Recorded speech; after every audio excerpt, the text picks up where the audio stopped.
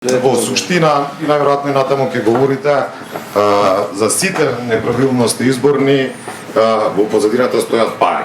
И пред се многу пари. Вакви диктаторски режими, како и на друго место што сме видели тука, ги користат оние пари кои што за нив изгледаат најевтини, а најевтини се државните, односно парите на граѓаните. И влегувате во еден циклус, сите режими влегувале во таков затворен круг, во кој што ги користите државните пари за да ги добиете изборите, за да останете на власт, а сакате да останете на власт за понатаму тој ресурс, односно државните пари, ги имате на располагање за да ги стварате своја олигархија, своји богаташи и така натаму. Кратко ќе ви кажам тоа што сум го зборувал многу пати на некоја друга прилика и со графикон кој што многу лесно ќе го видите. Ќе приметите дека, и тоа е видливо скоро кај сите меѓународни институции, од областа на финансите, но и политички институции, дека сите години, буквално сите години, кои ги наредиле дефицитите, односно трошењето на јавните пари во годините кои имате избори. И тие се случува најчесто во првите неколку месеци, дека до 60 до 70% од дефицитот се троши во тој период. За разлика од тоа што во други години кога нема избори, тоа не е случај.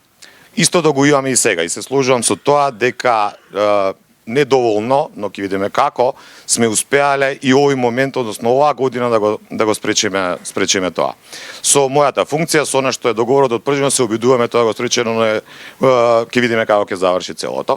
И оваа година се случува истата приказна, односно како што слушавме од вестината за Македонија, министерот за финансии кој што е во последните 8 години се обидува да истори милиони, тогаш велеше 200 милиони евра за изборите или во периодот на изборите. Имавме успех со тоа што беше странските кредитори кои што прифатија дека треба задолжувањето натаму да оди во заеднички подпис со министерот и заменик министер. Стариот ДИК донесе таква одлука како што донесе, ќе видиме што ќе се случи со управниот или висшиот управен суд, иако не сум многу оптимист. Но само уште една реченица. Во сите периоди кога веќе се распишани изборите или има најава за избори, Министерството на финансии, земјоделие и сите останати се обидуваат во тој период да неколку месеци пред тоа ги намалат сите трансфери кои што доспеваат, односно сите плаќања кои што доспеваат во соодветните министерства.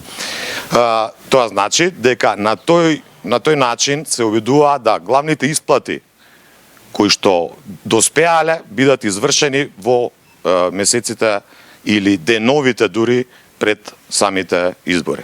Во вакви општества во кои што свесно власта ги држи населението на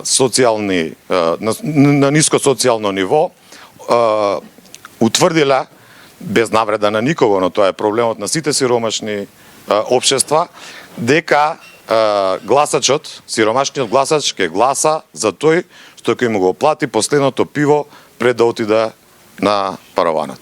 И за жал тоа е она што се случува и сега кај нас.